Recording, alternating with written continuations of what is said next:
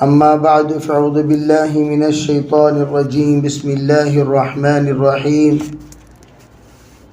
ألهاكم التكاثر حتى زرتم المقابر كلا سوف تعلمون ثم كلا سوف تعلمون كلا لو تعلمون علم اليقين لترؤن الجحيم ثم لترؤنها عين اليقين ثم لتسألن يومئذ عن النعيم۔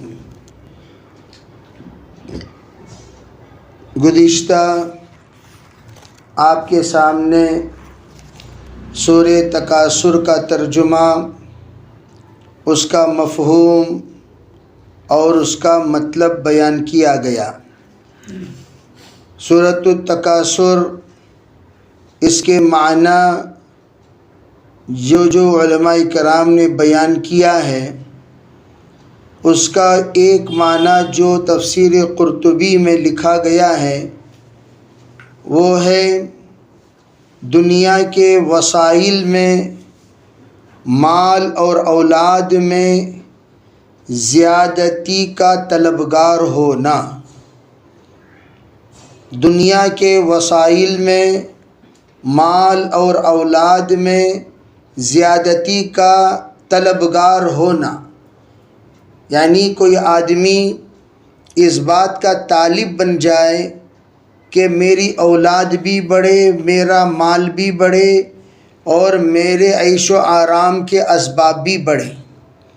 علماء فرماتے ہیں اولاد میں تکاثر کا یہ صرف مسلمان تمنا کرتے ہیں، اغیار میں اس کا تصور نہیں ہے کہ وہ اولاد کی کثرت کا مطالبہ کرتے ہوں۔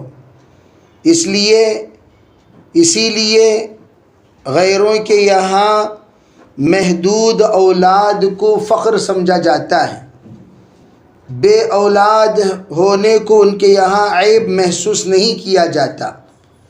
لیکن مسلمانوں میں صاحب اولاد ہونے کے بعد کثرت اولاد یہ فخر کا سبب بنتا ہے۔ چنانچہ جناب رسول اللہ صلی اللہ علیہ وسلم نے بھی اولاد کے تکاثر کے سلسلے میں ترغیب دی، اور آپ نے فرمایا وہ خاندان عزت دلانے والا اولاد کی کثرت کا سبب والا بن سکتا ہے جس خاندان میں مودت ہو، محبت ہو، اور وہی خاندان تکاثر اولاد کا سبب بنتے ہیں۔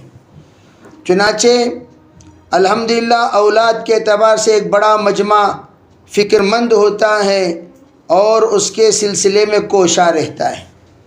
دوسرا جو مال ہے، مال کے سلسلے میں سب کے سب یکساں مشغول ہیں اور طالب ہیں۔ دنیا میں جتنے طبقات ہیں ان تمام طبقات کی زندگی میں اس بات کی تمنا موجود ہے کہ میں ہر اعتبار سے مال میں آگے بڑھوں۔ جس کے پاس مال ہوگا اس کے پاس وسائل ہوں گے۔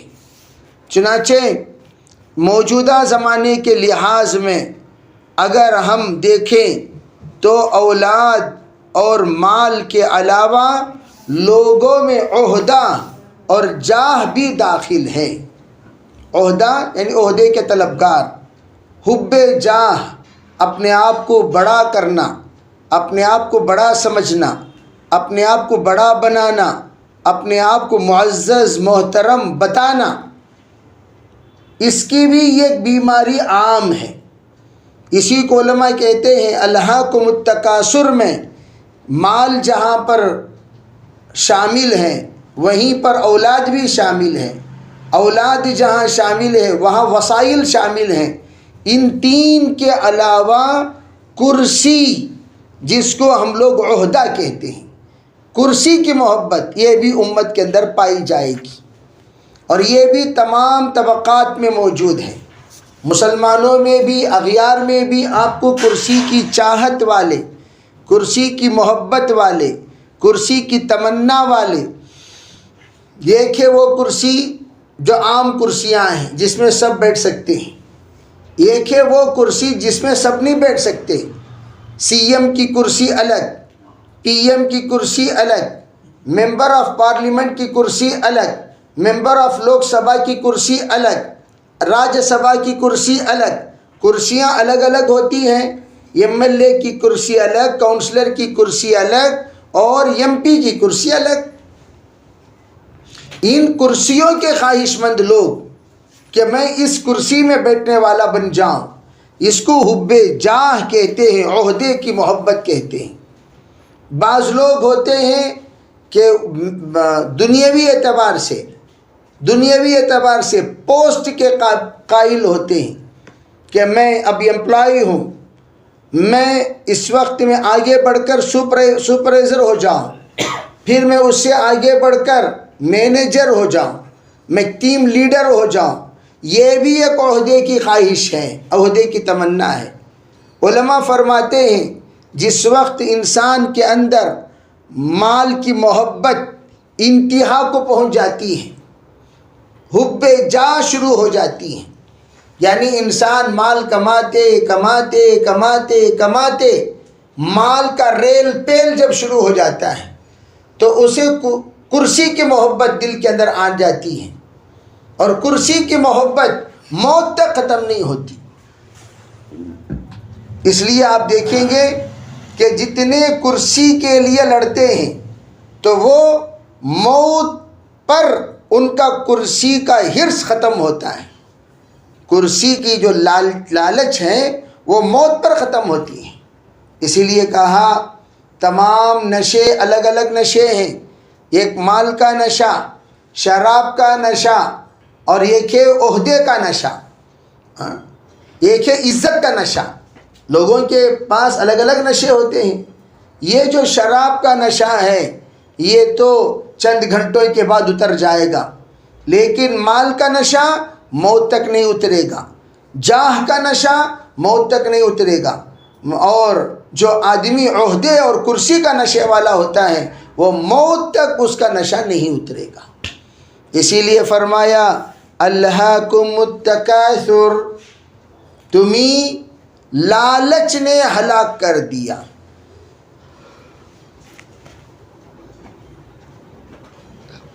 اس کا ترجمہ کیا کریں گے؟ فرمایا ہلاک کے معنی کیا؟ غفلت ایک ہلاکت ہے۔ بے ہلاک کے معنی انسان کے اندر کی جو غفلت ہے وہ خود ایک ہلاکت ہے۔ انسان اگر غافل ہو جائے تو یوں سمجھیے کہ وہ جذبات کے اعتبار سے ہلاک ہو گیا، خواہشات کے اعتبار سے ہلاک ہو گیا، اور اس کے اندر ارادے کے اعتبار سے ہلاک ہو گیا، نیت کے اعتبار سے ہلاک ہو گیا۔ تو الہاکم التکاثر یعنی اس کا مطلب کیا بیان کیا کہ تمہیں لالچ نے غفلت میں ڈال رکھا ہے۔ کس کی لالچ؟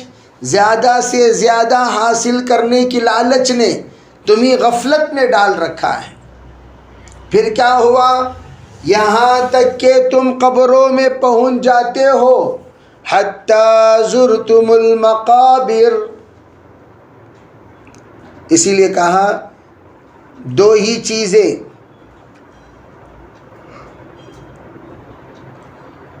انسان کی حرص کو مٹا سکتی ہیں، ایک ہے موت اور قبر کی مٹی۔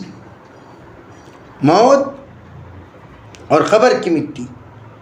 قبر کی مٹی پر جس وقت وہ بندہ دب جائے گا تب اس کے جذبات، خیالات سب کنٹرول میں آ جائیں گے۔ قبر کی مٹی پہنچنے تک حرص کرتا رہے گا، کرتا رہے گا، کرتا رہے گا، کرتا رہے گا۔ پھر کیا فرمایا؟ ہرگز ایسا نہیں چاہیے، ثم کلا سوف تعلمون، ہرگز ایسا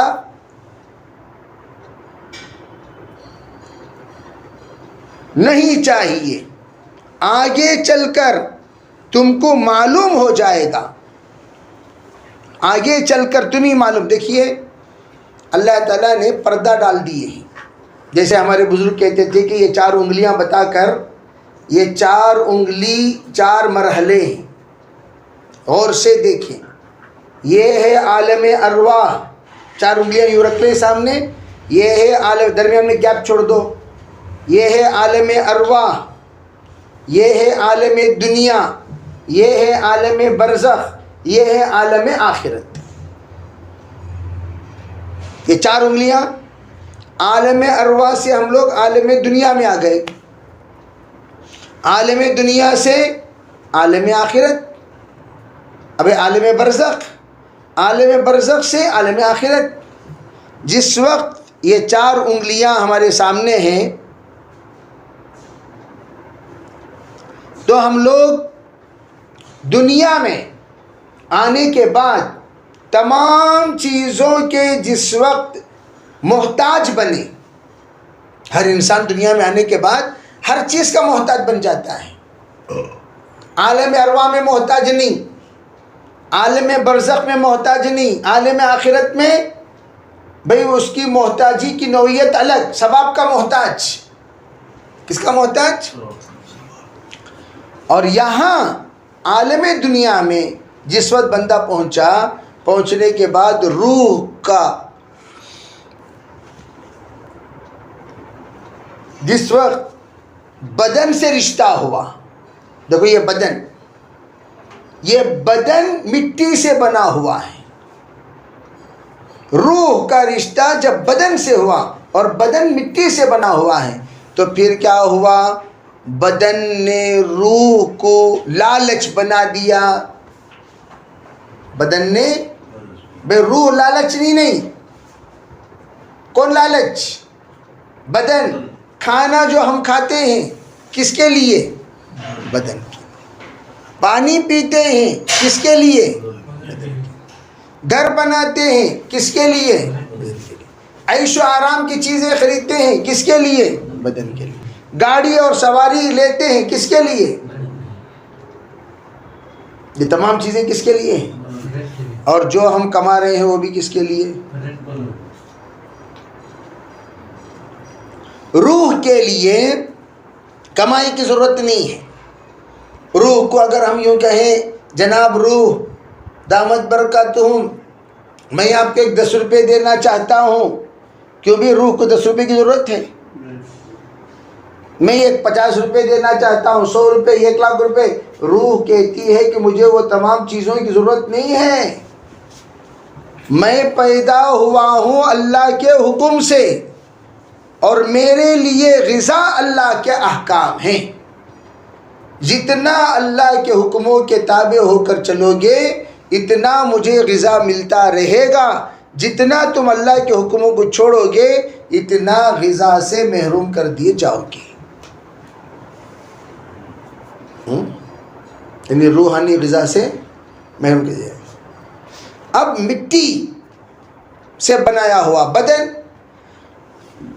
جب ہم کہتے ہیں بدن کو او بدن صاحب، او بدن صاحب، اس نے کہا جی میں آپ کو دعائیں دے کر سبحان اللہ سے نوازنا چاہتا ہوں، الحمدللہ سے نوازنا چاہتا ہوں، نمازوں سے نوازنا چاہتا ہوں، ذکر اور دعا سے.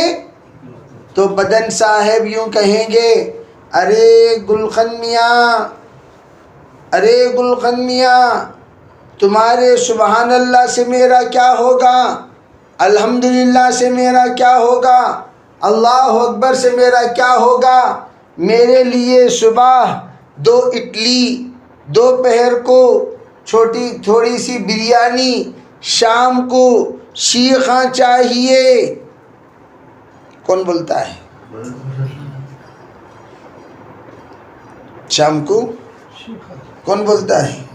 ارے بدن کو صبح و شام چائے چاہیے، بدن کو پیاس لگے تو پانی چاہیے، بدن کو بھوک لگے تو کھانا چاہیے، بدن کو نیند آئے تو آرام کے لیے بیڈ چاہیے، جگہ چاہیے.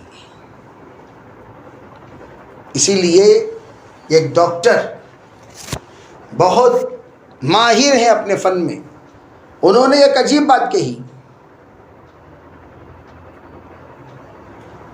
اللہ نے بدن کو ایسا بنایا جس طرح آج کل تو آج کل کار ہے، وہ کار میں آپ محسوس کریں گے کہ دروازہ کھلا ہے تو کار اشارہ دیتا ہے، بھئی دروازہ کھلا ہے، دروازہ کھلا ہے، اشارہ۔ بیلٹ نہیں ڈالے تو کار اشارہ، پیٹرول کم ہوا تو کار میں اشارہ، آئل کم ہوئی تو کار میں اشارہ۔ تو تمام اشارے مل جاتی کہ نہیں مل جاتی؟ ابھی یہ اشارہ نہیں ملا کہ گڑھے میں کہاں ہے، گڑھا کہاں ہے، وہ سب اشارے ابھی۔ ایک زمانہ آئے گا کار کے چاروں طرف کیمرے ہوں گے، اب تو ریورس لیے تو پیچھے کا کیمرہ ہے، چاروں طرف سب نظر آئے گا کہ آپ کہاں جا رہے ہو، کہاں گڑھا آ رہا ہے، کہاں پر آپ کو نالا ہے، اور کہاں پر یہ ہے، کہاں پر وہ ہے، سب نظر آئے گا۔ زمانہ چلتے چلتے بدلنے والا ہے۔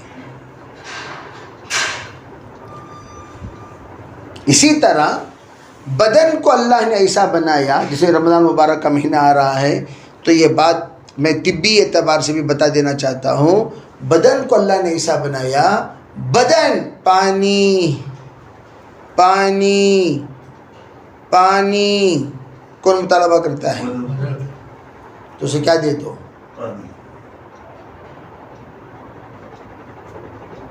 اور بدن کا مطالبہ ہوتا ہے بھوک، کھانا دے دو۔ بدن کا مطالبہ ہوتا ہے نیند، سلا دو۔ بدن کا مطالبہ ہوتا ہے گرمی میں پنکھا چلا دو۔ بدن کا مطالبہ ہوتا ہے سردی میں پنکھا بند کرو، بند کر دو۔ یہ انڈیکیشن کون دے رہا؟ بدن دے رہا کہ نہیں؟ اور ہم لوگ کیا کرتے ہیں؟ پیاس لگے تو بدن سے ہم کہتے ہیں پانی نہیں دیں گے، کیا کہتے ہیں؟ پانی نہیں دیں گے۔ بھوک لگے کھانا نہیں دیں گے، جی آرام کا تقاضا ہو نہیں سلائیں گے۔ ہونا کیا چاہیے؟ جو مطالبہ ہو وہ دیتے رہو، دیتے رہو، دیتے رہو، دیتے رہو۔ کب؟ جبکہ آپ مکلف ہو ان تمام چیزوں کے کرنے کے۔ جب آپ روزے کی حالت میں ہو، قربانی اسی کہتے ہیں، بدن کو پیاس لگے پانی نہیں دے رہے ہیں، بدن کو بھوک لگے کھانا نہیں دیا جاتا، بدن تراویح چھوڑ کر آرام کرنا چاہتے ہیں لیکن اسے آرام نہیں کرایا جاتا۔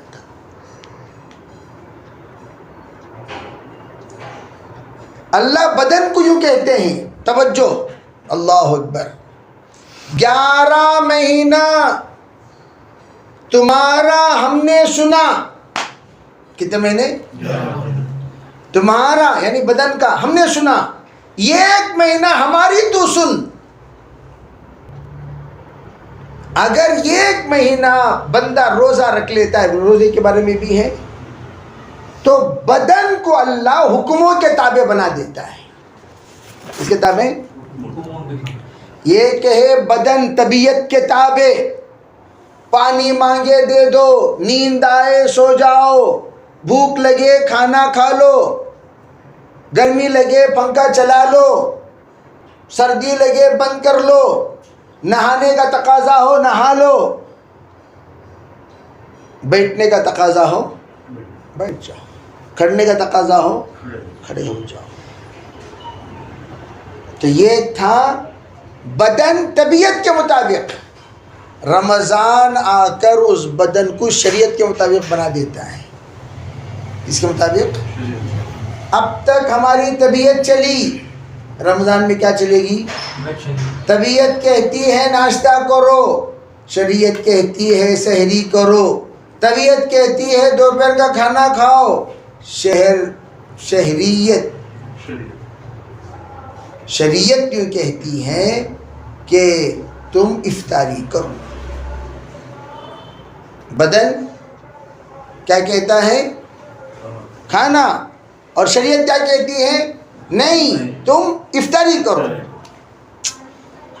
ابھی ٹائمنگ جو شریعت کہتی ہے اس کو بدن سننے لگتا ہے تو علماء کہتے ہیں رمضان پیر بن کر آتا ہے بدن کا. کیا بن کر؟ پیر. رمضان پیر ہے بدن کا، مرشد ہے بدن کا، معلم ہے بدن کا، مربی ہے بدن کا، اور بدن کا رمضان استاذ بن کر آتا ہے اور ہر اعتبار سے بدن کی رہبری کرتا ہے. آنکھ کہتی ہے دیکھو، شریعت کہتی ہے نہ دیکھ. زبان کہتی ہے بولو، شریعت کہتی ہے مت بول. بدن کہتا ہے سنو، کان کہتا ہے سنو، جو شریعت کہتی ہے نہ سن. بدن کہتا ہے سو جاؤ، شریعت کہتی ہے نہ سو. بدن کہتا ہے کہ میں روزہ نہ رکھوں، شریعت کہتی ہے نہیں. تو یہ تمام چیزیں رمضان کے ذریعے سے بدن کی تربیت ہوتی ہے. کیا ہوتی ہے؟ تربیت. تو میں اس لیے عرض کرنا ہوں یہ باتیں. کلا سوف تعلمون، کلا ہرگز ایسا نہیں، آگے چل کر تم کو معلوم ہو جائے گا. ثم کلا سوف تعلمون، پھر جان لو ہرگز ایسا نہیں چاہیے، ان قریب تم جان لو گے. پھر آگے کیا کہا؟ کلا لو تعلمون علم الیقین، فرمایا کہ کاش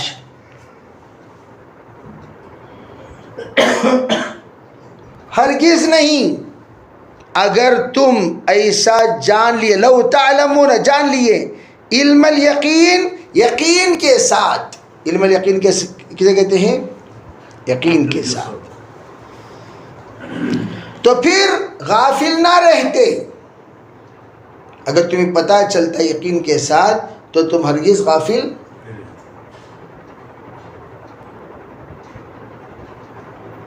ہم لوگ اس بات پر ذرا توجہ دیں کہ جو علم الیقین کہا گیا ہے، علم الیقین سے مراد ایسا علم جس کو آنکھوں دیکھا، کانوں سے سنا، اس علم کو علم الیقین کہتے ہیں. یعنی کان سے سنے اور آنکھوں سے بھی اس کا دیدار ہو گیا، اسے کیا کہیں گے؟ علم الیقین. تو اللہ تعالیٰ فرماتے ہیں کلا لو تعلمون علم الیقین.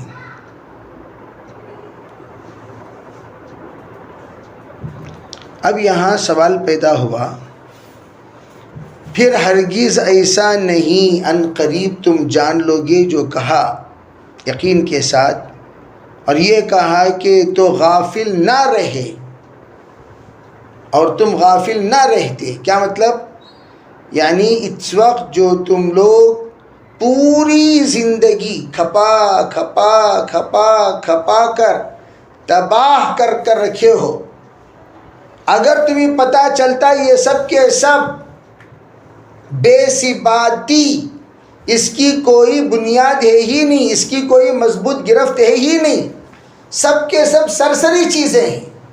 جیسے مثال کے طور پر بے آدمی کو ایک عزت مل گئی اور وہاں پر لکھا ہوا رہے گا تمہاری جو عزت ہے وہ 5 سال تک کے چھے.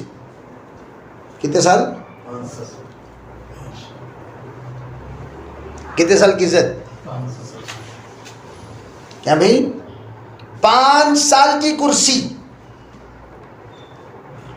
6واں سال اگر تو رہا تو عزت رہے گی، نہیں رہا تیری طرف کوئی بھی پھر کر نہیں دیکھے گا. جیسے ایک ہے عزت اللہ دیتے ہیں، کچھ لوگ عزت خریدتے ہیں. عزت کیا کرتے ہیں؟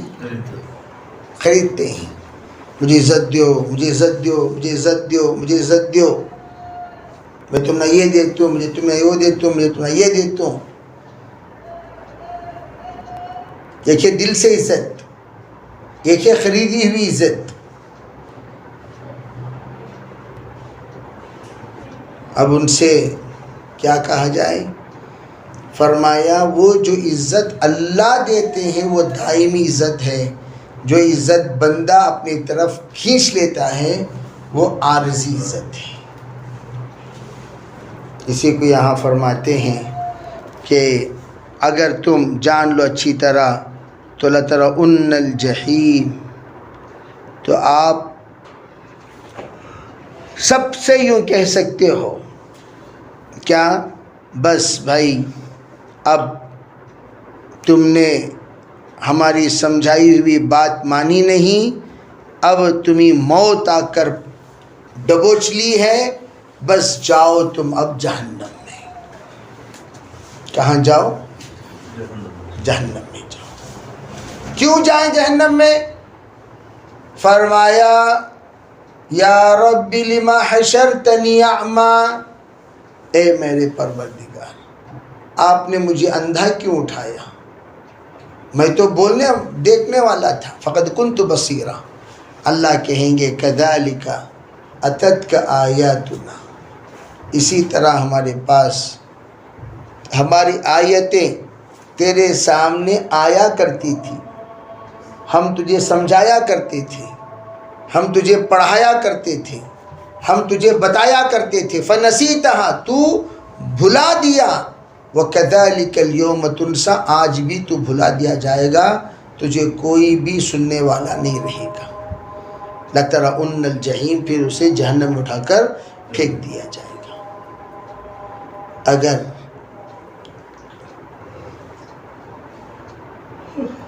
ہمارے ذمے اللہ نے اور بھی کام دیے ہیں، کیا فرمایا؟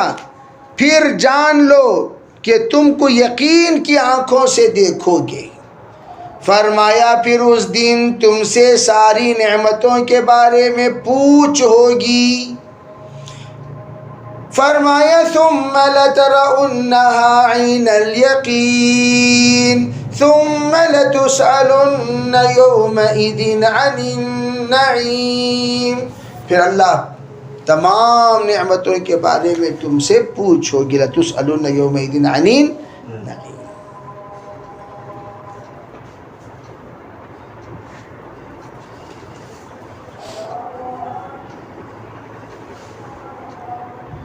اور بھئی یہ تو رہی بات سورہ تکاثر کی، وہ مفہوم جس کو اللہ تعالیٰ نے بڑے اجمالی طریقے سے بیان کیا، اور بیان کرنے کے بعد فرمایا کہ تم لوگ ان تمام کو اپنے اندر بسائے رکھو اور سب کو اللہ تعالیٰ کے سامنے پیش کرتے رہو.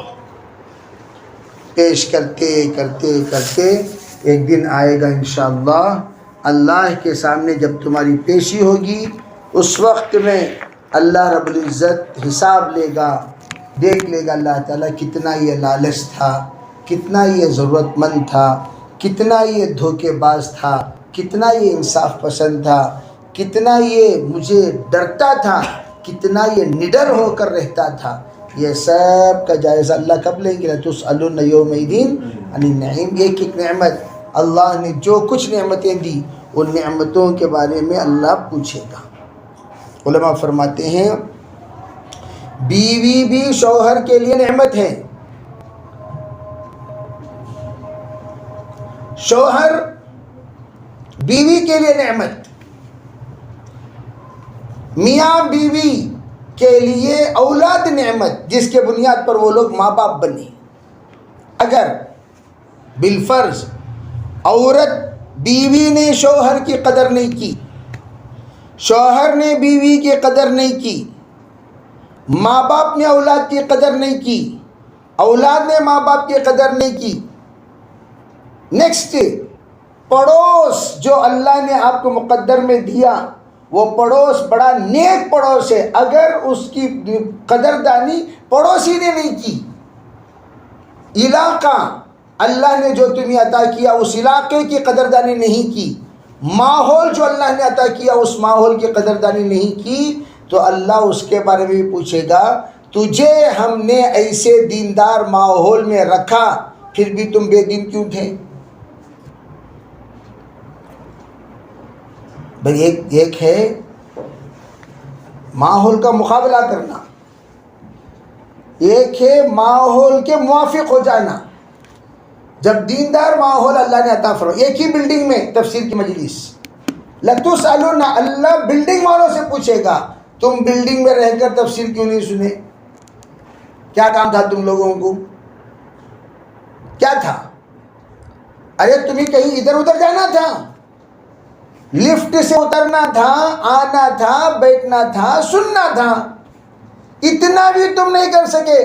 بازو والوں سے پہلے اللہ بلڈنگ والوں سے پوچھے گا، پھر پڑوسیوں سے پوچھے گا، اللہ پوچھے گا تیسری گلی والا آتا تھا، دوسری گلی والا آتا تھا، پانچویں گلی والا آتا تھا، چھٹویں گلی والا آتا تھا، کوئی محلہ چھوڑ کر آتا تھا اور تم گھر چھوڑ کر نہیں آ سکے۔ ثم لتسألن يومئذ عن النعیم، ایک ایک نعمتوں کے بارے میں اللہ پوچھیں گے کہ اللہ تعالیٰ نے تمہیں ہندوستان میں پیدا کیا، یہ بھی ایک نعمت ہے، کرناٹک میں اللہ نے پیدا کیا، یہ بھی ایک نعمت ہے، بنگلور میں اللہ نے پیدا کیا، وہ بھی ایک نعمت ہے، اور بنگلور میں اللہ نے رکھا ہے، وہ بھی نعمت ہے۔ دنیا میں جا کر دیکھیے تفسیر کلام پاک کے لیے لوگ کتنا ترستے ہیں۔ جب اللہ نے نعمت دی تو اس نعمت کی قدردانی کیوں نہیں کی؟ اللہ یہ بھی پوچھیں گے، یہ بھی اللہ پوچھیں گے۔ تو اس لیے سب نیت کریں انشاءاللہ ہم جیسے ان تمام چیزوں کی قدردانی کریں گے، ساتھ و ساتھ انشاءاللہ ثم انشاءاللہ جو کچھ ہدایات یہاں سے دیے گئے اس کے مطابق رمضان گزاریں گے، سب کریں گے انشاءاللہ، اللہ عمل کی توفیق۔